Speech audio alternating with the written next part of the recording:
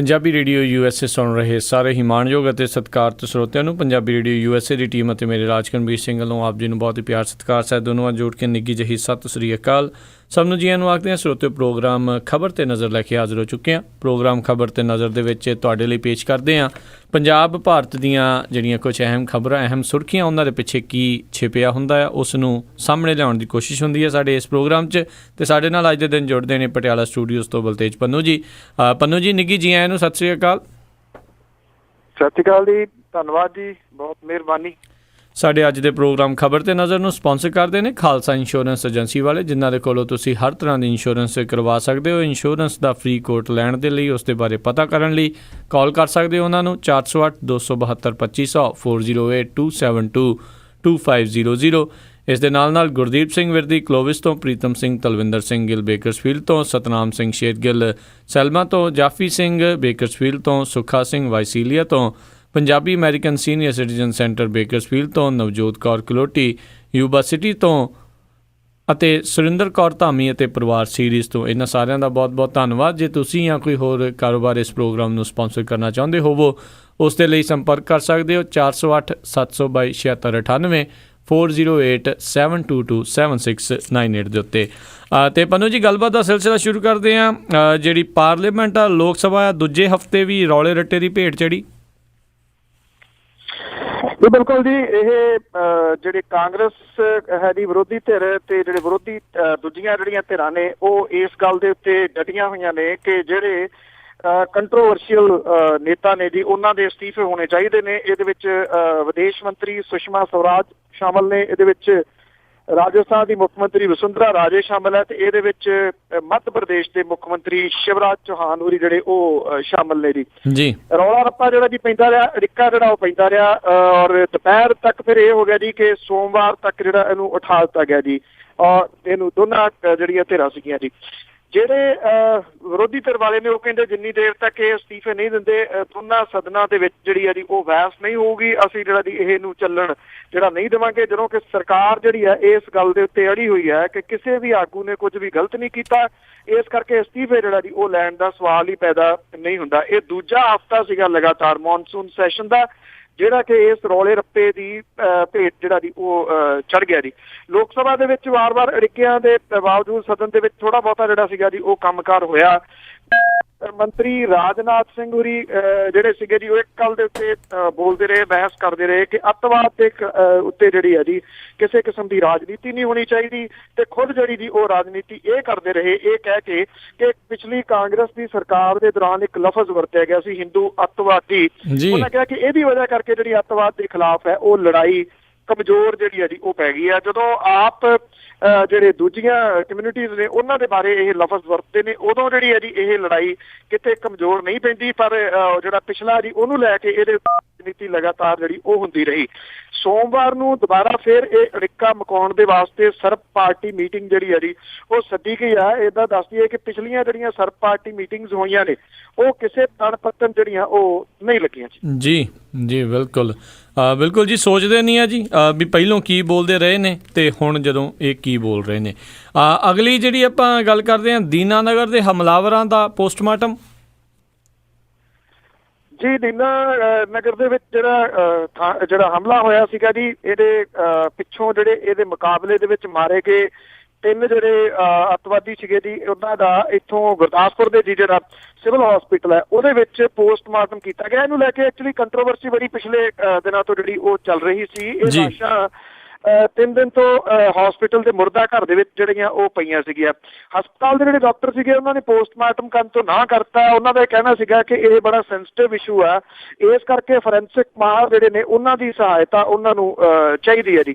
Actually ਜਿਹੜੇ ਉੱਥੋਂ ਦੇ SSP ਨੇ ਗੁਰਪ੍ਰੀਤ ਸਿੰਘ ਤੂਰ ਹੋਰੀ, ਇਹ ਉਹਨਾਂ ਦੀਆਂ ਐਫਰਟਸ ਨੇ ਜੀ, ਜਿਹਦੇ ਕਰਕੇ ਇਹ ਪੋਸਟਮਾਰਟਮ ਜਿਹੜਾ ਜੀ ਉਹ ਹੋ ਸਕਿਆ। ਨਹੀਂ ਤਾਂ ਇਉਂ ਲੱਗਦਾ ਸੀਗਾ ਜੀ ਕਿਉਂਕਿ ਜੇ ਪੋਸਟਮਾਰਟਮ ਨਹੀਂ ਹੁੰਦਾ ਤੇ ਇਹ ਜਿਹੜੀਆਂ ਸੁਰੱਖਿਆ ਏਜੰਸੀ ਜਾਂਚ ਕਰੀ ਜਾਂਦੀਆਂ ਨੇ, ਇਹ ਸਭ ਕਾਸੇ ਦੇ ਉੱਤੇ ਸਵਾਲੀਆ ਚਿੰਨ੍ਹ ਜਿਹੜੇ ਲੱਗ ਜਾਣੇ ਸਨ ਜੀ। ਔਰ ਉੱਥੋਂ ਦੇ ਡਿਪਟੀ ਕਮਿਸ਼ਨਰ ਜਿਹੜੇ ਨੇ ਉਹ ਵੀ ਜਿਹੜੇ ਸਨ SSP ਦੇ ਨਾਲ ਹਸਪੀਟਲ ਪਹੁੰਚੇ। ਉਹਨਾਂ ਨੇ ਡਾਕਟਰ ਜਿਹੜੇ ਸੀਗੇ ਉਹਨਾਂ ਨੂੰ ਹਰ ਤਰ੍ਹਾਂ ਦੀ ਮਦਦ ਜਿਹੜੀ ਆ ਉਹ ਮੁਹੱਈਆ ਕਰਾਉਣ ਦਾ ਵਾਅਦਾ ਕੀਤਾ। ਫਿਰ ਜਾ ਕੇ ਜਿਹੜਾ ਸੀਗਾ ਜੀ ਇਹਦਾ ਪੋਸਟਮਾਰਟਮ ਜਿਹੜਾ ਜੀ ਕੀਤਾ ਗਿਆ।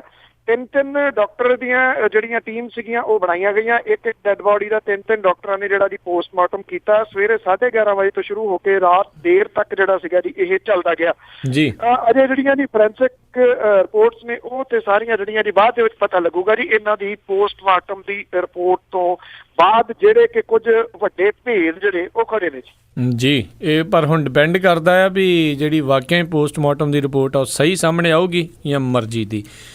ਅਗਲੀ ਜਿਹੜੀ ਆ ਗੱਲ ਕਰਦੇ ਪੰਜਾਬ ਦੇ ਕਿਸਾਨਾਂ ਨੂੰ ਕਿਸੇ ਪਾਸੋਂ ਵੀ ਰਾਹਤ ਨਹੀਂ, ਝੋਨਾ ਰੋਲਣ ਦੇ ਪੂਰੇ ਅਸਾਰ ਆ ਜੀ। ਜੀ ਬਿਲਕੁਲ ਕੁਛ ਇਸੇ ਤਰ੍ਹਾਂ ਦਾ ਜਿਹੜਾ ਜੀ ਲੱਗ ਰਿਹਾ ਜਿਹੋ ਜਿਹੇ ਹਾਲਾਤ ਰਹੇ ਨੇ ਜੀ।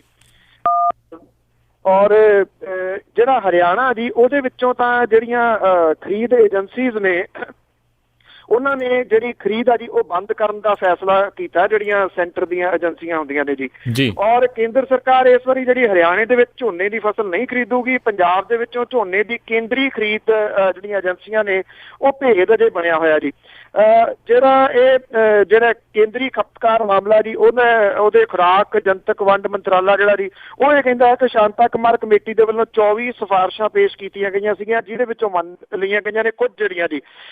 ਕੇਂਦਰ ਸਰਕਾਰ ਦੇ ਵੱਲੋਂ ਫਸਲਾਂ ਦੀ ਸਰਕਾਰੀ ਖਰੀਦ ਬੰਦ ਕਰਨ ਦਾ ਕੋਈ ਫੈਸਲਾ ਨਹੀਂ ਕੀਤਾ ਗਿਆ, ਸਗੋਂ MSP ਨੀਤੀ ਜਿਹੜੀ ਹੈ ਜੀ ਉਹਨੂੰ ਕਣਕ ਤੇ ਝੋਨੇ ਤੋਂ ਇਲਾਵਾ ਬਾਕੀ ਫਸਲਾਂ ਦੇ ਉੱਤੇ ਵੀ ਜਿਹੜਾ ਜੀ ਮਜ਼ਬੂਤ ਬਣਾਉਣ ਦਾ ਫੈਸਲਾ ਜਿਹੜਾ ਕੀਤਾ ਗਿਆ। ਪੰਜਾਬ ਦੇ ਵਿੱਚ ਝੋਨੇ ਦੀ ਕੇਂਦਰੀ ਖਰੀਦ ਦੇ ਮਾਮਲੇ ਦੇ ਵਿੱਚ ਇਹ ਰਿਪੋਰਟ ਜਿਹੜੀ ਹੈ ਚੁੱਪ ਹੈ। ਜਿਹੜੇ ਕੇਂਦਰੀ ਮੰਤਰਾਲਾ ਉਹ ਵੀ ਚੁੱਪ ਹੈ। ਇਹ ਸਾਫ਼ ਹੈ ਜੀ ਕਿ ਪੰਜਾਬ ਦੀਆਂ ਖਰੀਦ ਏਜੰਸੀਆਂ ਸਰਕਾਰੀ ਭਾਅ ਦੇ ਉੱਤੇ ਝੋਨੇ ਦੀ ਖਰੀਦ ਕਰਨਗੀਆਂ, ਪਰ ਭਾਰਤੀ ਖੁਰਾਕ ਨਿਗਮ ਦੇ ਬਾਰੇ ਸਥਿਤੀ ਜਿਹੜੀ ਹੈ ਜੀ ਉਹ ਸਪਸ਼ਟ ਨਹੀਂ ਹੈ। ਜਦੋਂ ਕਣਕ ਇਸ ਵਾਰੀ ਰੁਲੀ ਸੀਗੀ ਉਦੋਂ ਇਹ ਕਿਹਾ ਗਿਆ ਸੀਗਾ ਕਿ ਕੁਝ ਗੱਲਾਂ ਕਲੀਅਰ ਨਹੀਂ ਸਨ। ਹੁਣ ਜਦੋਂ ਕਿ ਅਜੇ ਝੋਨਾ ਆਉਣ ਦੇ ਵਿੱਚ ਸਮਾਂ ਜਿਹੜਾ ਜੀ ਪਿਆ, ਅਜੇ 2.5 ਮਹੀਨੇ ਜਿਹੜੇ ਤਕਰੀਬਨ ਪਏ ਨੇ, ਇਸ ਕਰਕੇ ਹੁਣ ਜਿਹੜਾ ਜੀ ਪੰਜਾਬ ਸਰਕਾਰ ਆ ਉਹ ਵੀ ਇਸ ਮਾਮਲੇ ਦੇ ਉੱਤੇ ਚੁੱਪ ਵੱਟੀ ਬੈਠੀ ਆ ਕਿ ਉਹਨੇ ਸੈਂਟਰ ਤੱਕ ਨਾ ਤਾਂ ਉਦੋਂ ਅਪਰੋਚ ਕੀਤੀ ਸੀਗੀ ਕਣਕ ਦੇ ਟਾਈਮ, ਨਾ ਅੱਗੋਂ ਝੋਨੇ ਦੇ ਟਾਈਮ ਜਿਹੜੀ ਆ ਜੀ ਅਪਰੋਚ ਹੋਣ ਦੇ ਕੋਈ ਚਾਂਸਸ ਜਿਹੜੇ ਆ ਉਹ ਦਿਸ ਰਹੇ ਨੇ। ਪਹਿਲਾਂ ਕਿਸਾਨ ਜਿਹੜਾ ਜੀ ਕਈ ਮਹੀਨਿਆਂ ਤੱਕ ਮੰਡੀਆਂ 'ਚ ਰੁਲਦੇ ਰਹੇ ਨੇ ਤੇ ਹੁਣ ਕਣਕਾਂ ਦੇ ਵਿੱਚ ਰੁਲ ਰਹੇ ਨੇ। ਦੇਖਿਆ ਜਾਵੇ ਤਾਂ ਕਿਸਾਨ ਜਿਹੜੇ ਨੇ ਉਹਨਾਂ ਨੂੰ ਵੀ ਇਸ ਮਸਲੇ ਦੇ ਉੱਤੇ ਸੋਚਣਾ ਪਊਗਾ ਜੀ। ਜੇ ਉਹ ਇਹਨਾਂ ਹੀ ਏਜੰਸੀਆਂ ਦੇ ਉੱਤੇ ਬੈਠੇ ਰਹੇ, ਕੇਂਦਰੀ ਏਜੰਸੀਆਂ ਦੇ ਉੱਤੇ, ਉਹ ਫਸਲਾਂ ਜਿਹੜੀਆਂ ਬੀਜਦੇ ਰਹੇ ਜਿਹੜੀਆਂ ਮੁਲਕ ਕੋਲੇ ਪਹਿਲਾਂ ਹੀ ਵੱਧ ਹੋ ਗਈਆਂ ਜੀ। ਕਿਸੇ ਟਾਈਮ ਪੰਜਾਬ ਦੀਆਂ ਇਹਨਾਂ ਫਸਲਾਂ ਦੀ ਬਹੁਤ ਲੋੜ ਹੁੰਦੀ ਸੀ, ਪਰ ਹੁਣ ਜਿਹੜੀ ਆ ਜੀ ਉਹ ਲੋੜ ਹੈ ਨਹੀਂ ਗੀ। ਜੇ ਬਦਲਵੇਂ ਰੂਪ ਦੇ ਵਿੱਚ ਕਿਸਾਨਾਂ ਨੇ ਹੁਣ ਤੋਂ ਨਾ ਸੋਚਿਆ ਤਾਂ ਕਿਸਾਨੀ ਦੇ ਜਿਹੜੇ ਮੰਦੇ ਹਾਲ ਨੇ ਉਹ ਆਉਣ ਵਾਲੇ ਦਿਨਾਂ ਦੇ ਵਿੱਚ ਹੋਰ ਜ਼ਿਆਦਾ ਮੰਦੇ ਹੋ ਕੇ ਸਾਹਮਣੇ ਆਉਣਗੇ। ਬਿਲਕੁਲ ਜੀ। ਅਗਲੀ ਜਿਹੜੀ ਆਪਾਂ ਗੱਲ ਕਰਦੇ ਹਾਂ ਯੋਗਿੰਦਰ ਯਾਦਵ, ਉਹਨਾਂ ਦੀ ਜਿਹੜੀ ਜੈ ਕਿਸਾਨ ਅੰਦੋਲਨ ਅੱਜ ਤੋਂ ਸ਼ੁਰੂ ਜੀ। ਇੱਥੇ ਉਹ ਜਿਹੜਾ ਜੀ ਇੱਥੇ ਪੰਜਾਬ ਦੇ ਵਿੱਚੋਂ ਇਹਦੀ ਸ਼ੁਰੂਆਤ ਜਿਹੜੀ ਹੈ ਜੀ ਉਹ ਕਰ ਰਹੇ ਨੇ ਯੋਗਿੰਦਰ ਯਾਦਵ ਹੋਰੀ। ਇੱਥੇ ਪਿੰਡ ਆ ਜੀ ਠੀਕਰੀਵਾਲ, ਉੱਥੋਂ ਉਹਨਾਂ ਨੇ ਜਿਹੜਾ ਜੀ ਇਹ ਸ਼ੁਰੂ ਕਰਨਾ ਹੈ। ਔਰ ਉਹਨਾਂ ਇਸ ਵੇਲੇ ਉਹ ਪੰਜਾਬ ਦੇ ਵਿੱਚ ਜਿਹੜੇ ਜੀ ਆਏ ਹੋਏ ਨੇ ਔਰ ਉਹਨਾਂ ਦੀ ਪਾਰਟੀ ਜਿਹੜੀ ਆ ਜੀ ਅੱਜ ਤੋਂ ਇਹ ਜੈ ਕਿਸਾਨ ਅੰਦੋਲਨ ਜਿਹੜਾ ਜੀ ਉਹ ਸ਼ੁਰੂ ਕਰੂਗੀ। ਉਹਨਾਂ ਦਾ ਇਹ ਕਹਿਣਾ ਹੈ ਕਿ ਇਹਨੂੰ ਉਹ ਦਿੱਲੀ ਜਿਹੜਾ ਜੀ ਉਹ ਲੈ ਕੇ ਜਾਣਗੇ ਇਸ ਅੰਦੋਲਨ ਨੂੰ। ਪਿੰਡ ਠੀਕਰੀਵਾਲਾ ਤੋਂ ਸ਼ੁਰੂ ਕੀਤਾ ਜਾਊਗਾ ਟਰੈਕਟਰ ਮਾਰਚ ਜਿਹੜਾ ਜੀ, ਔਰ ਇਹ ਮਾਰਚ ਦੇਸ਼ ਭਰ ਦੇ ਮਿੱਟੀ ਦੇ ਕੁੱਜੇ ਜਿਹੜੇ ਜੀ ਉਹ ਲੈ ਕੇ 10 ਅਗਸਤ ਨੂੰ ਦਿੱਲੀ ਸੰਸਦ ਭਵਨ ਦੇ ਮੂਹਰੇ ਜਿਹੜਾ ਜੀ ਜਾਊਗਾ, ਜਿੱਥੇ ਇੱਕ ਕੌਮੀ ਪੱਧਰ ਦੀ ਰੈਲੀ ਜਿਹੜੀ ਆ ਉਹ ਕੀਤੀ ਜਾਊਗੀ। ਇਹ ਡਿਪੈਂਡ ਕਰਦਾ ਜੀ ਕਿ ਪੰਜਾਬ ਦੇ ਵਿੱਚ ਹੁਣ ਇਸ ਜੈ ਕਿਸਾਨ ਅੰਦੋਲਨ ਨੂੰ ਕਿੰਨਾ ਕੁ ਹੁੰਗਾਰਾ ਜਿਹੜਾ ਜੀ ਉਹ ਲੋਕਾਂ ਦਾ ਮਿਲਦਾ ਜੀ। ਯੋਗਿੰਦਰ ਯਾਦਵ ਹੋਰਾਂ ਦੀ ਜਿਹੜੀ ਬਹੁਤੀ ਟੇਕ ਹੈ ਉਹ ਆਮ ਆਦਮੀ ਪਾਰਟੀ ਦੇ ਜਿਹੜੇ ਕੁਝ ਬਾਗੀ ਨੇ ਉਹਨਾਂ ਦੇ ਉੱਤੇ ਆ ਜੀ। ਡਾਕਟਰ ਦਲਜੀਤ ਸਿੰਘ ਹੋਰਾਂ ਨੇ ਉਹਦੀ ਸਪੋਰਟ ਕੀਤੀ ਹੈ ਜੀ, ਪਰ ਇਹ ਕਿਹਾ ਕਿ ਉਹ ਇਹਦੇ ਵਿੱਚ ਸ਼ਾਮਲ ਨਹੀਂ ਹੋਣਗੇ ਕਿਉਂਕਿ ਉਹਨਾਂ ਦੀ ਜਿਹੜੀ ਸਿਹਤ ਹੈ ਉਹ ਇਹਦੀ ਇਜਾਜ਼ਤ ਨਹੀਂ ਦਿੰਦੀ। ਜੇ ਤਾਂ ਆਮ ਆਦਮੀ ਪਾਰਟੀ ਦੇ ਜਿਹੜੇ ਵਰਕਰ ਨੇ ਜੀ ਉਹ ਇਹਦੇ ਵਿੱਚ ਸ਼ਾਮਲ ਹੋ ਗਏ ਤਾਂ ਇਹਨੂੰ ਹੁੰਗਾਰਾ ਜਿਹੜਾ ਜੀ ਮਿਲ ਸਕਦਾ। ਜੇ ਉਹ ਸ਼ਾਮਲ ਨਾ ਹੋਏ ਤਾਂ ਕਿਸੇ ਕਿਸਮ ਦਾ ਕੋਈ ਹੁੰਗਾਰਾ ਜਿਹੜਾ ਜੀ ਉਹ ਮਿਲਣ ਦੇ ਚਾਂਸਸ ਜਿਹੜੇ ਨੇ ਉਹ ਘੱਟ ਜਾਣਗੇ। ਆਮ ਆਦਮੀ ਪਾਰਟੀ ਦੇ ਜਿਹੜਾ ਜੀ ਉਹਦਾ ਵੀ ਇੱਕ ਕਿਸਮ ਦੇ ਨਾਲ ਇੱਕ ਸਵਾਲੀਆ ਜਿਹੜਾ ਚਿੰਨ੍ਹ ਦੀ ਉਹ ਲੱਗਿਆ ਰਹੂਗਾ ਅਗਲੇ ਕੁਝ ਦਿਨਾਂ ਦੇ ਦੌਰਾਨ ਕਿ ਕਿੰਨੇ ਕੁ ਲੋਕ ਜਿਹੜੇ ਨੇ ਇਹਦੇ ਵਿੱਚ ਸ਼ਾਮਲ ਹੁੰਦੇ ਨੇ। ਜਾਣਗੇ ਉਹੀ ਜੀ ਜਿਹੜੇ ਇਸ ਵੇਲੇ ਕਹਿੰਦੇ ਨੇ, ਜਿਹੜਾ ਅਕਸਰ ਇੱਕ ਲਫ਼ਜ਼ ਵਰਤਿਆ ਜਾਂਦਾ ਕਿ ਘੁੱਟਣ ਮਹਿਸੂਸ ਹੋ ਰਹੀ ਸੀ ਉਹਨਾਂ ਨੂੰ ਪਾਰਟੀ ਦੇ ਵਿੱਚ, ਜਿਹਨਾਂ ਨੂੰ ਘੁੱਟਣ ਮਹਿਸੂਸ ਹੋ ਰਹੀ ਹੈ ਉਹ ਇਹਦੇ ਵਿੱਚ ਜਿਹੜਾ ਜੀ ਸ਼ਾਮਲ ਹੋ ਸਕਦੇ ਨੇ। ਕੋਸ਼ਿਸ਼ ਕਰਾਂਗੇ ਕੱਲ੍ਹ ਦੀਆਂ ਖਬਰਾਂ ਦੇ ਵਿੱਚ ਜੇ ਆਪਾਂ ਇਹਦੀ ਗੱਲਬਾਤ ਕਰ ਸਕੀਏ ਕਿ ਕਿੰਨਾ ਕੁ ਹੁੰਗਾਰਾ ਜਿਹੜਾ ਜੀ ਇਸ ਅੰਦੋਲਨ ਨੂੰ ਮਿਲਿਆ। ਜੀ ਜੀ। ਸੋ ਤੁਸੀਂ ਸੁਣ ਰਹੇ ਹੋ ਪ੍ਰੋਗਰਾਮ ਖਬਰ ਤੇ ਨਜ਼ਰ, ਪੰਜਾਬੀ ਰੇਡੀਓ USA ਦੇ ਉੱਤੇ। ਸਾਡੇ ਬਹਿਰੀਨ ਦੇ ਵਿੱਚ ਸੁਣ ਰਹੇ ਸਾਰੇ ਸਰੋਤਿਆਂ ਦੇ ਲਈ, ਜਾਂ ਜਿਹੜੇ ਇੱਥੇ ਰਹਿ ਰਹੇ ਨੇ ਉਹਨਾਂ ਦੇ ਕੋਈ ਦੋਸਤ ਮਿੱਤਰ ਬਹਿਰੀਨ ਦੇ ਵਿੱਚ ਰਹਿੰਦੇ ਹੋਣ, ਤਾਂ ਤੁਸੀਂ ਉਹਨਾਂ ਨੂੰ ਦੱਸ ਸਕਦੇ ਹੋ ਵੀ ਉੱਥੇ ਵੀ ਹੁਣ ਡਾਇਲ ਕਰਕੇ ਫ਼ੋਨ ਦੇ ਉੱਤੇ 24 ਘੰਟੇ 7 ਦਿਨ ਪੰਜਾਬੀ ਰੇਡੀਓ USA ਨੂੰ ਸੁਣ ਸਕਦੇ ਹੋ। ਬਹਿਰੀਨ ਦੇ ਲਈ ਫ਼ੋਨ ਨੰਬਰ 9731658315 973 1656 8315। ਤੇ ਅਗਲੀ ਜਿਹੜੀ ਆ ਗੱਲ ਕਰਦੇ ਹਾਂ ਹਠੂਰ ਪਿੰਡ ਦੇ ਗੁਰਦੁਆਰਾ ਸਾਹਿਬ ਦੇ ਵਿੱਚ ਖੂਨੀ ਟਕਰਾਓ। ਜੀ ਜਿਹੜੇ ਟਕਰਾਓ ਨੇ ਜੀ, ਜਦੋਂ ਇਸ ਤਰ੍ਹਾਂ ਦੀਆਂ ਖਬਰਾਂ ਆਉਂਦੀਆਂ ਨੇ ਖੂਨੀ ਟਕਰਾਓ ਵਾਲੀਆਂ, ਉਹ ਵੀ ਗੁਰਦੁਆਰੇ ਦੇ ਪ੍ਰਬੰਧ ਨੂੰ ਜਿਹੜਾ ਜੀ ਉਹ ਲੈ ਕੇ, ਤੇ ਇਹ ਇੱਕ ਹੈਰਾਨਗੀ ਵਾਲੀ ਗੱਲ ਇਹ ਹੁੰਦੀ ਹੈ ਜੀ ਕਿ ਇਹ ਜਿਹੜੀਆਂ ਥਾਵਾਂ ਉਹ ਹੁੰਦੀਆਂ ਨੇ ਜਿੱਥੇ ਕੋਈ ਵੀ ਬੰਦਾ ਸ਼ਾਂਤੀ ਦੇ ਵਾਸਤੇ ਜਾਂਦਾ ਤੇ ਗਾਂਹ ਜਾਂਦਿਆਂ ਨੂੰ ਇਹੋ ਜਿਹੀਆਂ ਕੁਝ ਜਿਹੜੀਆਂ ਦੀ ਉਹ ਭੇਡ ਵੇਖਣ ਨੂੰ ਉਹਨੂੰ ਮਿਲਦੇ ਨੇ। ਇਹ ਹਲਕਾ ਜਗਰਾਉਂ ਦੇ ਕਸਬਾ ਹਟੂਰ ਹੈ, ਜਿੱਥੇ ਕੁਝ ਸਮਾਂ ਪਹਿਲਾਂ ਗੁਰਦੁਆਰੇ ਦੇ ਪ੍ਰਬੰਧਾਂ ਨੂੰ ਲੈ ਕੇ ਹੋਇਆ ਸੀਗਾ, ਪਰ ਹੁਣ ਇਹ ਵਿਵਾਦ ਜਿਹੜਾ ਜੀ ਮੁੜ ਕੇ ਫੇਰ ਭਖ ਪਿਆ ਔਰ ਜਿਹੜੇ ਗੁਰਦੁਆਰਾ ਸਿੰਘ ਸਭਾ ਉਹਦੇ ਪ੍ਰਬੰਧਕਾਂ ਦੇ ਵਿਚਾਲੇ ਖੂਨੀ ਝੜਪਾਂ ਹੋਈਆਂ ਨੇ। 1 ਦਰਜਨ ਦੇ ਕਰੀਬ ਜਿਹੜੇ ਬੁਰੇ ਤਰੀਕੇ ਦੇ ਨਾਲ ਜ਼ਖਮੀ ਹੋਏ ਨੇ। ਪੁਲਿਸ ਜਿਹੜੀ ਹੈ ਉਹਦੇ ਦਖਲ ਕਰਕੇ ਦੋਵੇਂ ਧਿਰਾਂ ਜਿਹੜੀਆਂ ਦੀ ਉਹ ਸ਼ਾਂਤ ਹੋਈਆਂ। ਜਿਹੜਾ ਪੁਰਾਣਾ ਬਣਿਆ ਗੁਰਦੁਆਰਾ ਹੈ ਉਹਦਾ ਆਗੂ ਪਰਮਿੰਦਰ ਸਿੰਘ ਤੇ ਬਲਵੀਰ ਸਿੰਘ ਉਹ ਇਹ ਕਹਿੰਦੇ ਨੇ ਕਿ ਉਹਨਾਂ ਦੀ ਵਿਰੋਧੀ ਧਿਰ ਨੇ ਉਹਨਾਂ ਨੂੰ ਗੁਰਦੁਆਰੇ ਦੇ ਪ੍ਰਬੰਧਾਂ ਸੰਬੰਧੀ ਗਾਲਾਂ ਕੱਢੀਆਂ ਤੇ ਗੁਰਦੁਆਰੇ ਦੇ ਵਿੱਚ ਗੁਰੂ ਗ੍ਰੰਥ ਸਾਹਿਬ ਦਾ ਪ੍ਰਕਾਸ਼ ਨਾ ਕਰਨ ਸੰਬੰਧੀ ਧਮਕੀਆਂ ਜਿਹੜੀਆਂ ਸੀ ਉਹ ਦਿੱਤੀਆਂ, ਜਿਹਦੇ ਕਰਕੇ ਦੋਵੇਂ ਧਿਰਾਂ ਦੇ ਆਗੂਆਂ ਦੇ ਵਿਚਾਲੇ ਝੜਪ ਹੋ ਗਈ। ਇੱਟਾਂ ਰੋੜੇ ਜਿਹੜੇ ਸੀ ਚੱਲਣ ਦੇ ਨਾਲ ਦੋਵੇਂ ਧਿਰਾਂ ਦੇ ਕਈ ਵਿਅਕਤੀ ਜਿਹੜੇ ਸੀਗੇ ਉਹ ਗੰਭੀਰ ਰੂਪ ਦੇ ਵਿੱਚ ਜ਼ਖਮੀ ਜਿਹੜੇ ਸੀਗੇ ਹੋ ਗਏ। ਦੂਜੀ ਧਿਰ ਜਿਹੜੀ ਹੈ ਜੀ ਉਹ ਇਹ ਕਹਿੰਦੀ ਆ ਕਿ ਉਹ ਤਾਂ ਗੱਲਬਾਤ ਕਰਨ ਦੇ ਵਾਸਤੇ ਆਏ ਸੀਗੇ, ਪਰ ਜਿਹੜੀ ਵਿਰੋਧੀ ਧਿਰ ਸੀ ਉਹਨਾਂ ਦੇ ਉੱਤੇ ਹਮਲਾ ਜਿਹੜਾ ਸੀਗਾ ਉਹ ਕਰਤਾ। ਇਹ ਜਗ੍ਹਾ ਜਿਹੜੀ ਹੈ ਜੀ ਵੱਖ-ਵੱਖ ਕਾਸਟ ਜਿਹੜੀਆਂ ਨੇ ਉਹਨਾਂ ਦੇ ਨਾਲ ਸੰਬੰਧਿਤ ਹੈ। ਇਹਨਾਂ ਨੇ ਪਹਿਲਾਂ ਸਾਂਝਾ ਗੁਰਦੁਆਰਾ ਬਣਾਇਆ ਸੀਗਾ, ਪਰ ਕੁਝ ਸਮਾਂ ਪਹਿਲਾਂ ਇੱਥੇ ਲੱਗਿਆ ਨਿਸ਼ਾਨ ਸਾਹਿਬ ਜਿਹੜਾ ਸੀਗਾ ਇੱਕ ਧਿਰ ਨੇ ਪੁੱਟ ਦਿੱਤਾ ਤੇ ਗੁਰਦੁਆਰੇ ਦੀ ਇਮਾਰਤ ਜਿਹੜੀ ਉਹ ਬਾਹਰ ਬਣਾਉਣ ਦੀ ਗੱਲ ਜਿਹੜੀ ਕੀਤੀ। ਐਕਚੁਅਲੀ ਜਿਹੜੇ ਵੱਖ-ਵੱਖ ਪਿੰਡਾਂ ਦੇ ਵਿੱਚ ਜਾਤਾਂ ਦੇ ਉੱਤੇ ਆਧਾਰਿਤ ਜਿਹੜੇ ਗੁਰਦੁਆਰੇ ਬਣੇ ਹੋਏ ਨੇ ਨਾ ਜੀ, ਕਿਸੇ ਟਾਈਮ ਤਾਂ ਇਹ ਹਾਲਾਤ ਜਿਹੜੇ ਬਣਨੇ ਹੀ ਬਣਨੇ ਨੇ, ਜਿਹੋ ਜੀ ਹਾਲਾਤ ਇਹ ਹਠੂਰ ਦੇ ਵਿੱਚ ਜਿਹੜੀ ਆ ਜੀ ਉਹ ਸ਼ੁਰੂ ਹੋ ਗਈ ਹੈ। ਸੋ ਕਿਉਂਕਿ ਜਾਤਾਂ ਦੇ ਉੱਤੇ ਆਧਾਰਿਤ ਜਦੋਂ ਗੁਰਦੁਆਰੇ ਬਣੇ ਸੀ ਕਿਸੇ ਨੇ ਧਿਆਨ ਨਹੀਂ ਦਿੱਤਾ ਜੀ ਇਹਦੇ ਸੰਬੰਧ ਦੇ ਵਿੱਚ ਕਿ ਕਿਉਂ ਜਿਹੜੇ ਜੀ ਬਣ ਰਹੇ ਨੇ, ਜਦੋਂ ਕਿ ਸਿੱਖੀਜ਼ਮ ਦੇ ਵਿੱਚ ਕਾਸਟਿਜ਼ਮ ਜਿਹੜੀ ਆ ਜੀ ਸਭ ਤੋਂ ਪਹਿਲਾਂ ਉਹਨੂੰ ਜਿਹੜਾ ਜੀ ਉਹ ਭੰਡਿਆ ਗਿਆ। ਪਰ ਗੁਰੂ ਸਾਹਿਬਾਨ ਦੇ ਜਿਹੜੇ ਆਦੇਸ਼ ਸੰਦੇਸ਼ ਜਿਹੜੇ ਨੇ ਜੀ ਉਹਦੇ ਬਾਵਜੂਦ ਇਹ ਚੀਜ਼ਾਂ ਖਤਮ ਨਹੀਂ ਕੀਤੀਆਂ ਜਾ ਸਕੀਆਂ। ਅੱਜ ਵੀ ਜਿਹੜੀ ਕਾਸਟ ਹੈ ਉਹ ਪਹਿਲਾਂ ਲੱਗਦੀ ਹੈ ਮਜ਼੍ਹਬੀ ਸਿੱਖ, ਕੰਬੋਜ ਸਿੱਖ, ਜੱਟ ਸਿੱਖ, ਤਰਖਾਣ ਸਿੱਖ, ਇਹ ਚੀਜ਼ਾਂ ਨਾ ਖਤਮ ਹੋਈਆਂ ਤੇ ਨਾ ਜਿਹੜੇ ਉਹ ਗੁਰਦੁਆਰੇ ਖਤਮ ਹੋਏ। ਸ਼ਾਇਦ ਹਠੂਰ ਵਰਗੀਆਂ ਜਿਹੜੀਆਂ ਚੀਜ਼ਾਂ ਨੇ ਉਹ ਹੋਰ ਜਗ੍ਹਾ ਦੇ ਉੱਤੇ ਵੀ ਸਾਹਮਣੇ ਆ ਸਕਦੀਆਂ ਨੇ। ਜੀ ਜੀ। ਤੇ ਅਗਲੀ ਜਿਹੜੀ ਆਪਾਂ ਗੱਲ ਕਰਦੇ ਹਾਂ ਭੋਲੇ ਦੀ, ਜਗਦੀਸ਼ ਭੋਲੇ ਦੀ ਪਟਿਆਲੇ ਦੇ ਵਿੱਚ ਪੇਸ਼ੀ ਅੱਜ ਕੀ ਉਹ ਪਹੁੰਚ ਸਕਣਗੇ? ਮੁੰਬਈ ਤੋਂ ਰਵਾਨਾ ਹੋਏ ਨੇ, ਕੀ ਉਸ ਦੇ ਬਾਰੇ ਅਪਡੇਟ ਆ? ਜੀ ਇਹ ਸਾਬਕਾ ਇੰਟਰਨੈਸ਼ਨਲ ਪਹਿਲਵਾਨ ਜਗਦੀਸ਼ ਭੋਲਾ, ਇਹਦੇ ਜਿਹੜੇ ਕੇਸ ਚੱਲ ਰਹੇ ਨੇ ਇਹਦੇ ਵਿੱਚੋਂ ਪਟਿਆਲੇ ਦੀ ਅਦਾਲਤ ਦੇ ਵਿੱਚ ਅੱਜ ਜਿਹੜੀ ਇਹਦੀ 2 ਕੇਸਾਂ ਦੇ ਵਿੱਚ ਸੁਣਵਾਈ ਹੈ। ਇਹਦੇ ਵਿੱਚੋਂ ਇੱਕ ਕੇਸ ਇਨਫੋਰਸਮੈਂਟ ਡਾਇਰੈਕਟੋਰੇਟ ਤੇ ਦੂਜਾ ਨਸ਼ੇ ਦੀ ਸਮਗਲਿੰਗ ਦਾ, ਜਿਹੜੇ ਕਿ ਅਰਬਨ ਸਟੇਟ ਦੇ ਵਿੱਚ ਦਰਜ ਹੈ। ਭੋਲਾ 23 ਜੂਨ ਤੋਂ ਮੁੰਬਈ ਦੀ ਜੇਲ੍ਹ ਦੇ ਵਿੱਚ ਹੈ। ਅੱਜ ਦੀਆਂ ਜਿਹੜੀਆਂ ਪੇਸ਼ੀਆਂ ਨੇ ਇਸ ਮੌਕੇ ਦੇ ਉੱਤੇ ਹਾਜ਼ਰੀ ਉਹਦੀ ਯਕੀਨੀ ਬਣਾਉਣ ਦੇ ਵਾਸਤੇ ਭਾਵੇਂ ਜਿਹੜੀ ਪਟਿਆਲੇ ਦੀ ਅਦਾਲਤ ਹੈ ਜੀ ਉਹਦੇ ਵੱਲੋਂ ਭੋਲੇ ਦੇ ਪ੍ਰੋਡਕਸ਼ਨ ਵਾਰੰਟ ਵੀ ਮੁੰਬਈ ਜੇਲ੍ਹ ਦੇ ਅਧਿਕਾਰੀਆਂ ਕੋਲੇ ਭੇਜੇ ਗਏ ਸੀਗੇ, ਪਰ ਭੋਲੇ ਨੂੰ ਇੱਥੇ ਲਿਆਂਦੇ ਜਾਣ ਸੰਬੰਧੀ ਸਥਿਤੀ ਜਿਹੜੀ ਆ ਉਹ ਕਲੀਅਰ ਨਹੀਂ ਹੋ ਰਹੀ। ਜਾਂ ਤਾਂ ਇਹ ਹੋ ਸਕਦਾ ਜੀ ਕਿ ਜਿਹੜੇ ਮੁੰਬਈ ਪੁਲਿਸ ਹੈ ਜੀ ਉਹ ਇਹਨੂੰ ਬਹੁਤ ਗੁਪਤ ਜਿਹੜਾ ਤਰੀਕੇ ਦੇ ਨਾਲ ਰੱਖ ਰਹੀ ਹੈ, ਕਿਉਂਕਿ ਜਿਹੜਾ ਭੋਲੇ ਦਾ ਵਕੀਲ ਹੈ ਸਤੀਸ਼ ਕਰਕਰਾ, ਉਹਨੇ ਪਿਛਲੇ ਦਿਨਾਂ ਦੇ ਵਿੱਚ ਚਿੱਠੀ ਜਿਹੜੀ ਲਿਖੀ ਸੀ ਪੰਜਾਬ ਪੁਲਿਸ ਦੇ ਮੁਖੀ ਨੂੰ, ਜਿਹਦੀ ਉਹ ਕਾਪੀ ਉਹਨੇ ਮੁੰਬਈ ਦੀ ਪੁਲਿਸ ਤੇ ਜੇਲ੍ਹ ਅਧਿਕਾਰੀਆਂ ਨੂੰ ਵੀ ਭੇਜੀ ਸੀ ਕਿ ਭੋਲੇ ਦੀ ਜਾਨ ਨੂੰ ਖਤਰਾ ਹੈ, ਉਹਦੇ ਉੱਤੇ ਹਮਲਾ ਜਿਹੜਾ ਇੱਥੇ ਹੋ ਸਕਦਾ ਹੈ, ਕਿਉਂਕਿ ਉਹਨੇ ਪੰਜਾਬ ਦੇ ਕੁਝ ਅਹਿਮ ਨੇਤਾਵਾਂ ਦੇ ਨਾਮ ਜਿਹੜੇ ਉਹ ਲਏ ਨੇ। ਜਾਂ ਤਾਂ ਇਹ ਹੋ ਸਕਦਾ ਜੀ ਕਿ ਭੇਦ ਰੱਖਿਆ ਜਾ ਰਿਹਾ ਔਰ ਉਹਨੂੰ ਚੁੱਪ ਚਪੀਤੇ ਜਿਹੜਾ ਜੀ ਉਹ ਲਿਆਂਦਾ ਜਾ ਸਕਦਾ। ਜੇ ਚੁੱਪ ਚਪੀਤੇ ਲਿਆਂਦਾ ਜਾ ਰਿਹਾ ਤਾਂ ਫਲਾਈਟ ਦੇ ਰਾਹੀਂ ਲਿਆਂਦਾ ਜਾ ਸਕਦਾ ਮੁੰਬਈ ਤੋਂ, ਔਰ ਜੇ ਨਹੀਂ ਲਿਆਂਦਾ ਜਾ ਰਿਹਾ ਤੇ ਇਹਦੇ ਸੰਬੰਧੀ ਜਿਹੜਾ ਜੀ ਹੋ ਸਕਦਾ ਕਿ ਮੁੰਬਈ ਦੀ ਅਦਾਲਤ ਜਾਂ ਉੱਥੋਂ ਜਿਹੜਾ ਜੇਲ੍ਹ ਵਿਭਾਗ ਹੈ ਉਹਦੇ ਵੱਲੋਂ ਕੋਈ ਬੰਦਾ ਜਿਹੜਾ ਜੀ ਉਹ ਪੇਸ਼ ਹੋ ਸਕਦਾ। ਜਿਹੜਾ ਜ਼ਿਲ੍ਹੇ ਦੀ ਪੁਲਿਸ ਹੈ ਜੀ ਉਹ ਇਹ ਕਹਿੰਦੇ ਨੇ ਕਿ ਅਜੇ ਉਹਨਾਂ ਦੇ ਕੋਲੇ ਕੋਈ ਜਾਣਕਾਰੀ ਨਹੀਂ ਹੈ ਕਿ ਇੱਥੇ ਉਹਨੂੰ ਲਿਆਂਦਾ ਜਾ ਰਿਹਾ ਜਾਂ ਨਹੀਂ। ਦੱਸ ਦਈਏ ਕਿ ਜਦੋਂ ਇੱਥੋਂ ਪਟਿਆਲੇ ਦੀ ਪੁਲਿਸ ਉਹਨੂੰ ਲੈ ਕੇ ਗਈ ਸੀ 3 ਲੱਖ ਰੁਪਈਆ ਖਰਚ ਕਰਕੇ ਲੈ ਕੇ ਗਈ ਸੀਗੀ ਸੜਕ ਦੇ ਰਸਤੇ ਰਾਹੀਂ, ਔਰ ਹੁਣ ਜੀ। ਇਹ ਨਹੀਂ ਪਤਾ ਜੀ ਕਿ ਮੁੰਬਈ ਦੀ ਪੁਲਿਸ ਜਿਹੜੀ ਹੈ ਜੀ ਇਸ ਮਸਲੇ ਦੇ ਉੱਤੇ ਕੀ ਕਰੂਗੀ। ਅੱਜ ਅਦਾਲਤ ਦੇ ਵਿੱਚ ਜਿਹੜਾ ਜੀ ਪਤਾ ਲੱਗੂਗਾ ਕਿ ਭੋਲੇ ਨੂੰ ਲਿਆਂਦਾ ਜਾ ਰਿਹਾ ਜਾਂ ਨਹੀਂ। ਜੀ ਜੀ। ਅਗਲੀ ਜੇ ਆਪਾਂ ਗੱਲ ਕਰੀਏ ਦੁਆਬੇ ਦੇ ਅਕਾਲੀ ਤੇ ਭਾਜਪਾ ਵਿਧਾਇਕਾਂ ਦੀ ਏਮਜ਼ ਨੂੰ ਲੈ ਕੇ ਸਾਜ਼ਿਸ਼ੀ ਚੁੱਪ। ਏਮਜ਼ ਨੂੰ ਜਿਹੜਾ ਜੀ ਜਲੰਧਰ ਤੋਂ ਬਠਿੰਡਾ ਤਬਦੀਲ ਕਰਨ ਦੇ ਜਲੰਧਰ ਜ਼ਿਲ੍ਹੇ ਦੇ 9 ਵਿਧਾਇਕ ਜਿਹੜੇ ਨੇ ਜੀ ਉਹਨਾਂ ਦੀ ਸਾਜ਼ਿਸ਼ੀ ਚੁੱਪ, ਉਹਨਾਂ ਦੀ ਨੀਤ ਤੇ ਨੀਤੀ ਦੇ ਉੱਤੇ ਸਵਾਲ ਜਿਹੜੇ ਆ ਜੀ ਉਹ ਖੜੇ ਕਰਦੀ ਹੈ। ਅਸਲ ਦੇ ਵਿੱਚ ਇੱਕ ਜਿਹੜੀ ਰਾਈਟ ਟੂ ਇਨਫੋਰਮੇਸ਼ਨ ਐਕਟ ਹੈ ਉਹਦੇ ਜਵਾਬ ਦੇ ਵਿੱਚ ਮੁੱਖ ਮੰਤਰੀ ਦਫ਼ਤਰ ਨੇ ਇਹ ਜਿਹੜਾ ਜੀ ਖੁਲਾਸਾ ਕੀਤਾ ਕਿ ਜਲੰਧਰ ਜ਼ਿਲ੍ਹੇ ਦੇ 9 ਵਿਧਾਇਕਾਂ ਵਿੱਚੋਂ ਕਿਸੇ ਨੇ ਵੀ ਏਮਜ਼ ਨੂੰ ਜਲੰਧਰ ਤੋਂ ਬਠਿੰਡਾ ਤਬਦੀਲ ਕੀਤੇ ਜਾਣ ਦਾ ਕੋਈ ਵਿਰੋਧ ਜਿਹੜਾ ਉਹ ਨਹੀਂ ਕੀਤਾ। ਮੁੱਖ ਮੰਤਰੀ ਦਫ਼ਤਰ ਇਸ ਜਵਾਬ ਦੇ ਵਿੱਚ ਦੱਸਦਾ ਹੈ ਕਿ ਏਮਜ਼ ਨੂੰ ਜਲੰਧਰ ਤੋਂ ਬਠਿੰਡਾ ਤਬਦੀਲ ਕੀਤੇ ਜਾਣ ਦੇ ਵਿਰੁੱਧ ਜਲੰਧਰ ਦੇ 9 ਵਿਧਾਇਕਾਂ ਦਾ ਕੋਈ ਮੰਗ ਪੱਤਰ, ਕੋਈ ਬੇਨਤੀ ਪੱਤਰ ਰਿਕਾਰਡ ਦੇ ਵਿੱਚ ਜਿਹੜਾ ਜੀ ਨਹੀਂ ਪ੍ਰਾਪਤ ਹੋਇਆ। ਜਵਾਬ ਦੇ ਵਿੱਚ ਇਹ ਵੀ ਕਿਹਾ ਗਿਆ ਹੈ ਕਿ ਦਫ਼ਤਰ ਜਿਹੜਾ ਜੀ ਬਾਕੀ ਜਿਹੜੀ ਇਹਦੀ ਹੋਰ ਡਿਟੇਲ ਹੈ ਉਹ ਦੇਣ ਤੋਂ ਅਸਮਰੱਥ ਹੈ।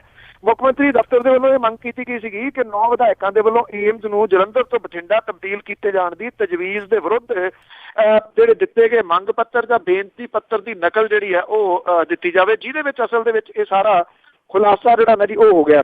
ਕੇਂਦਰ ਦੀ ਸਰਕਾਰ ਨੇ ਜਲੰਧਰ ਤੇ ਕਪੂਰਥਲਾ ਦੇ ਵਿੱਚ ਬਕਾਇਦਾ ਸਰਵੇ ਕਰਵਾਇਆ ਸੀਗਾ।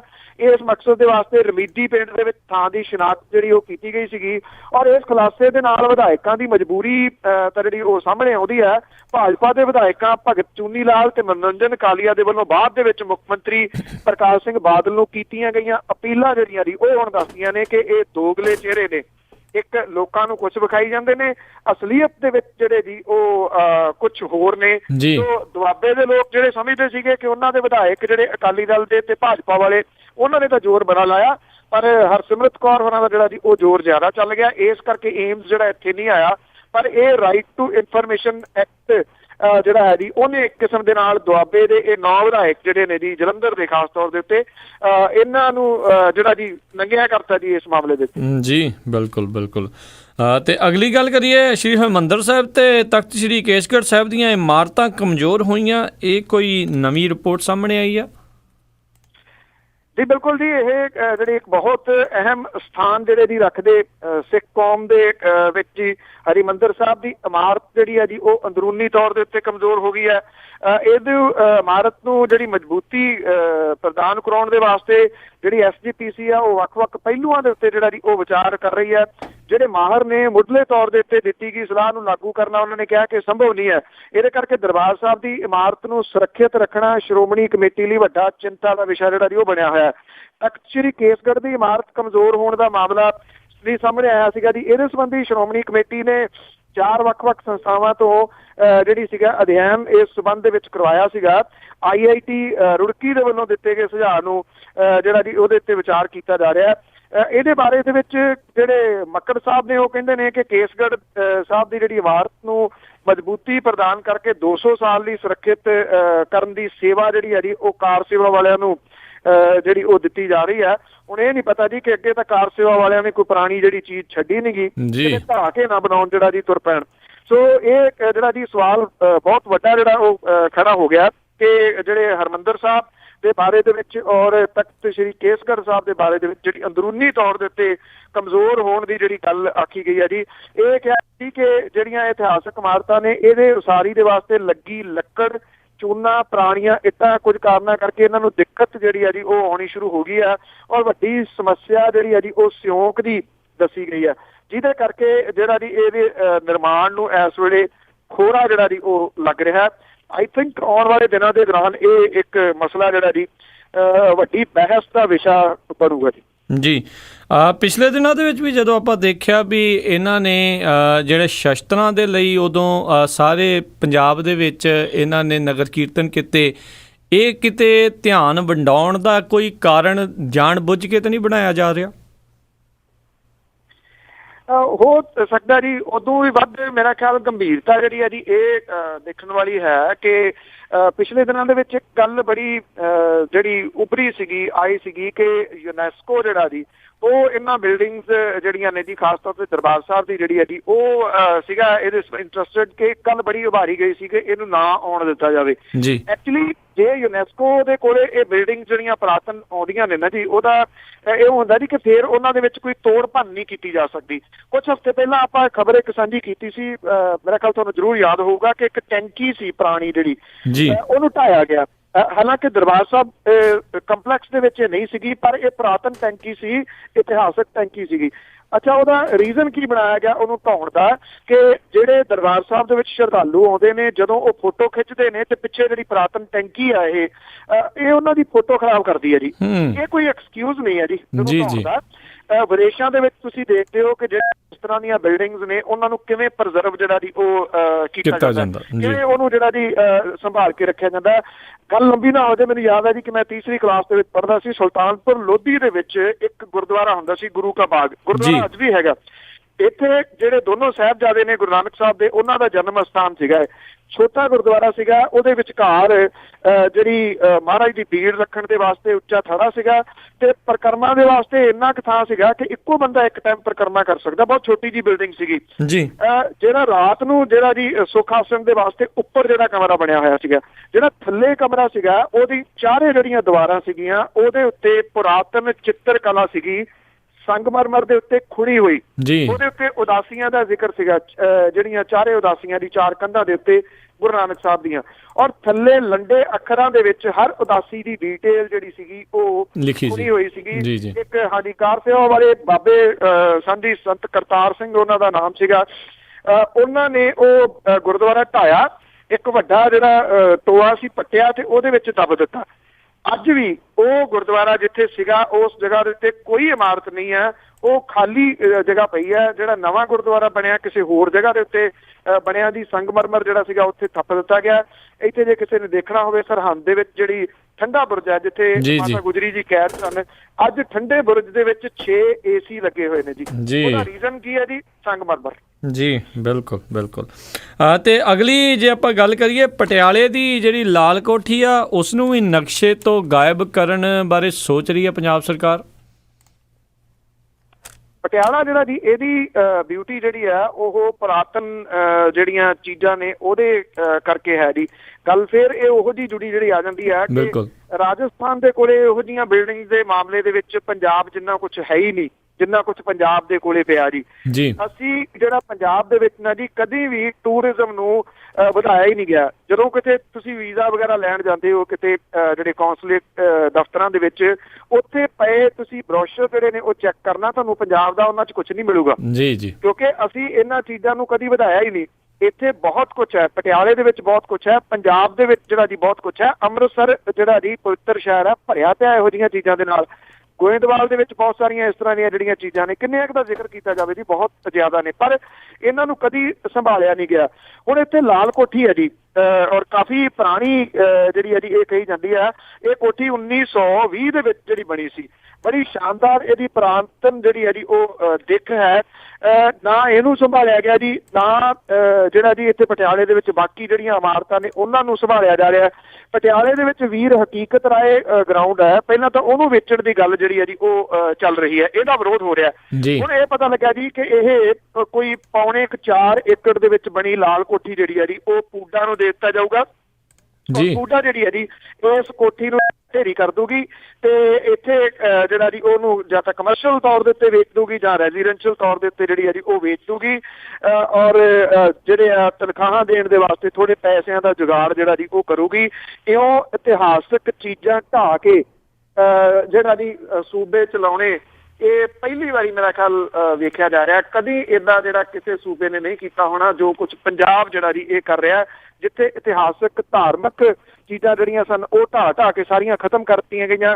ਹੁਣ ਜਿਹੜੀਆਂ ਜੀ ਇਹ ਦੂਸਰੀਆਂ ਕਲਚਰਲੀ ਤੌਰ ਦੇ ਉੱਤੇ ਨੋਨ ਚੀਜ਼ਾਂ ਸਨ, ਉਹਦੇ ਦੁਆਲੇ ਹੁਣ ਜਿਹੜਾ ਜੀ ਕੁਹਾੜਾ ਪੰਜਾਬ ਸਰਕਾਰ ਨੇ ਫੜਿਆ ਹੋਇਆ। ਦੂਖ ਨਿਵਾਰਨ ਗੁਰਦੁਆਰਾ ਹੈ, ਕਿਸੇ ਟਾਈਮ ਇੱਥੇ ਜਿੱਥੇ ਗੁਰੂ ਤੇਗ ਬਹਾਦਰ ਆ ਕੇ ਬੈਠੇ ਸਨ ਦਿੱਲੀ ਨੂੰ ਜਾਂਦਿਆਂ ਹੋਇਆਂ, ਉਹ ਰੁੱਖ ਹੁੰਦਾ ਸੀਗਾ, ਉਹ ਅੱਜ ਕੋਈ ਲੱਭ ਕੇ ਦਿਖਾਵੇ ਜੀ ਉਹ ਕਿੱਥੇ ਸੀਗਾ ਤੇ ਉਹ ਕਿਹੜੀ ਜਗ੍ਹਾ ਸੀ ਜਿੱਥੇ ਉਹ ਬੈਠੇ ਸਨ। ਜੀ ਜੀ ਬਿਲਕੁਲ, ਇਸ ਚੀਜ਼ ਦੇ ਲਈ ਜਿਹੜੇ ਬਾਹਰ ਸੈਰ ਕਰਨ ਜਾਂਦੇ ਨੇ, ਇਹ ਚੀਜ਼ ਦਾ ਇਨਫਰਾਸਟ੍ਰਕਚਰ ਵੀ ਬਾਹਰੋਂ ਕਿਤੇ ਸਿੱਖ ਕੇ ਆ ਜਾਣ ਤਾਂ ਚੰਗੀ ਗੱਲ ਹੋਵੇ ਵੀ ਕਿੱਦਾਂ ਉਹਨਾਂ ਨੇ ਪੁਰਾਤਨ ਚੀਜ਼ਾਂ ਸਾਰੀਆਂ ਸਾਂਭ ਕੇ ਰੱਖੀਆਂ ਆ। ਅਤੇ ਸਰੋਤੋ, ਇਹ ਸੀਗੀਆਂ ਸਾਡੀਆਂ ਅੱਜ ਦੀਆਂ ਕੁਝ ਖਬਰਾਂ ਜਿਨ੍ਹਾਂ ਬਾਰੇ ਸਾਨੂੰ ਇਹ ਜਾਣਕਾਰੀ ਦੇ ਰਹੇ ਸੀ ਬਲਤੇਜ ਪੰਨੂ ਜੀ। ਅਤੇ ਪੰਨੂ ਜੀ, ਜਾਣ ਤੋਂ ਪਹਿਲਾਂ ਅੱਜਨਾਮਾ ਕਿ ਊਧਮ ਸਿੰਘ ਦਾ ਦਿਵਸ ਮਨਾਉਣ ਮਗਰੋਂ ਚੱਲੀ ਅਸਥੀਆਂ ਦੀ ਮੁੜ ਕੇ ਗੱਲ ਬੇਲੀ। ਜੀ, ਊਧਮ ਸਿੰਘ ਦਾ ਦਿਵਸ ਮਨਾਉਣ ਮਗਰੋਂ ਚੱਲੀ ਅਸਥੀਆਂ ਦੀ ਮੁੜ ਕੇ ਗੱਲ ਬੇਲੀ। ਕਿਹਾ ਜਾਵੇ ਕਿ ਅਸਥ ਨੇ ਆਉਣ ਵਾਲੇ, ਕੱਢਿਆ ਜਾਣਾ ਹੁਣ ਇਸ ਦਾ ਹੱਲ ਬੇਲੀ। ਜੀ, ਲਿਖਣ ਕੇਂਦਰ ਪੰਜਾਬ ਨਾ ਕੋਈ ਚਿੱਠੀ, ਕਦੀ ਮਲਕਾ ਦੇ ਮੁਲਕ ਦੇ ਵੱਲ ਬੇਲੀ। ਕਰਨਾ ਕਿਸੇ ਵੀ ਜਦੋਂ ਨਹੀਂ ਕੋਈ ਹੀਲਾ, ਆਉਣੇ ਆਪ ਨਾ ਅਸਥ ਹਨ ਚੱਲ ਬੇਲੀ। ਜੀ, ਆਵੇ ਬਰਸੀ ਤਾਂ ਭਾਸ਼ਣ ਦੁਹਰਾਈ ਜਾਈਏ, ਊਧਮ ਸਿੰਘ ਲਈ ਬਹੁਤ ਸਤਿਕਾਰ ਹੈ ਜੀ। ਜੀ, ਆਵੇ ਬਰਸੀ ਤਾਂ ਭਾਸ਼ਣ ਦੁਹਰਾਈ ਜਾਈਏ, ਊਧਮ ਸਿੰਘ ਲਈ ਬਹੁਤ ਸਤਿਕਾਰ ਹੈ ਜੀ। ਗੱਲਾਂ ਵਿੱਚ ਕੋਈ ਵਾਰੇ ਨਹੀਂ ਆਉਣ ਦੇਣਾ, ਚੱਲਦੀ ਐਵੇਂ ਨਹੀਂ ਸਾਡੀ ਸਰਕਾਰ ਹੈ ਜੀ। ਜੀ ਜੀ ਜੀ, ਬਹੁਤ ਬਹੁਤ ਧੰਨਵਾਦ ਬਲਤੇਜ ਪੰਨੂ ਜੀ, ਤੁਸੀਂ ਸਾਡੇ ਨਾਲ ਜੁੜੇ, ਇਹਨਾਂ ਖਬਰਾਂ ਬਾਰੇ ਸਾਨੂੰ ਇਹ ਜਾਣਕਾਰੀ ਦਿੱਤੀ। ਅਗਲੇ ਬੁਲੇਟਿਨ ਤੱਕ ਲਈ ਤੁਹਾਡਾ ਬਹੁਤ ਬਹੁਤ ਧੰਨਵਾਦ, ਮਿਹਰਬਾਨੀ, ਸਤਿ ਸ੍ਰੀ ਅਕਾਲ। ਧੰਨਵਾਦ ਜੀ, ਸਤਿ ਸ਼੍ਰੀ ਅਕਾਲ ਜੀ। ਅਤੇ ਸਰੋਤਿਓ, ਇੱਥੇ ਹੀ ਸਾਡਾ ਅੱਜ ਦਾ ਇਹ ਪ੍ਰੋਗਰਾਮ ਖਬਰ 'ਤੇ ਨਜ਼ਰ ਹੁਣ ਸਮਾਪਤ ਹੁੰਦਾ ਆ। ਹੁਣ ਮੈਨੂੰ ਰਾਜਕਰਨਵੀਰ ਸਿੰਘ ਨੂੰ ਵੀ ਇਜਾਜ਼ਤ ਦਿਓ। ਮੇਰੇ ਵੱਲੋਂ ਵੀ ਆਪ ਸਭ ਨੂੰ ਬਹੁਤ ਪਿਆਰ ਸਤਿਕਾਰ ਸਹਿਤ ਦੋਨੋਂ ਹੱਥ ਜੋੜ ਕੇ ਨਿੱਘੀ ਜਿਹੀ ਸਤਿ ਸ੍ਰੀ ਅਕਾਲ। ਜਿਉਂਦੇ ਵਸਦੇ ਰਹੋ, ਹੱਸਦੇ ਖੇਲਦੇ ਰਹੋ ਅਤੇ ਸੁਣਦੇ ਰਹੋ ਜੀ ਪੰਜਾਬੀ ਰੇਡੀਓ USA।